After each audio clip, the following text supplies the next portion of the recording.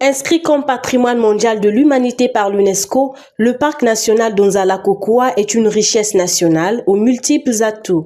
Cependant, il faudrait des initiatives publiques susceptibles de vendre son image à la face du monde. C'est dans cette logique que se greffe cette campagne de communication lancée conjointement par le ministère de l'économie forestière et celui chargé de l'industrie touristique et culturelle dans le cadre de leur séjour de travail aux États-Unis d'Amérique.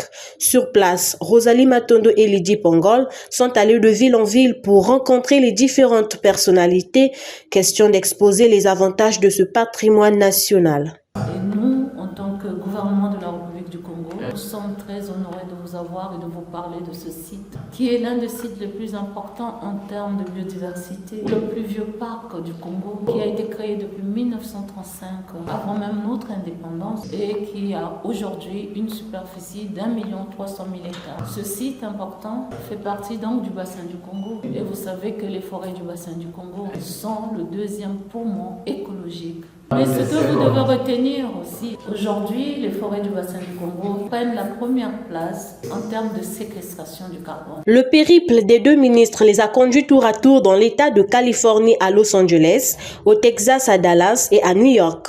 L'objectif étant d'attirer les investisseurs américains pour l'engagement dans plusieurs projets axés sur l'économie verte. On peut considérer les efforts de la République du Congo, c'est comme si on a mis sous cloche nos forêts pour conserver cette biodiversité et rendre à la planète ce que la planète attend de nous, la séquestration du carbone qui est nocif. Nous sommes venus pour vous inviter à d'abord connaître ce massif, et connaître aussi le Congo. Avec toutes ces opportunités que nous avons, c'est encore un territoire vierge. Nous pouvons imaginer des partenariats de toutes sortes.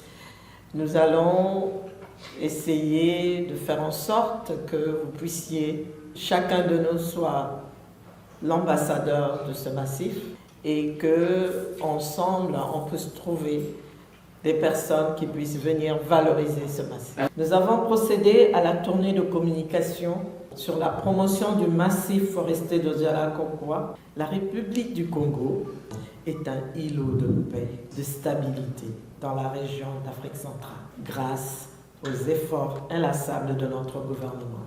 Par ailleurs, notre pays dispose d'une législation attractive pour les investisseurs. Plusieurs sont ces acteurs économiques américains, philanthropes et autorités locales séduits par le potentiel de ce massif forestier. Cette campagne de sensibilisation marque une étape importante vers une collaboration plus dynamique entre le Congo et les États-Unis d'Amérique, ciblant l'industrie touristique et l'économie forestière. Le parc national d'Onzala-Kokwa a une superficie de 13 546 km². Il est situé à cheval sur le département de la Cuvette Ouest et de la Songa.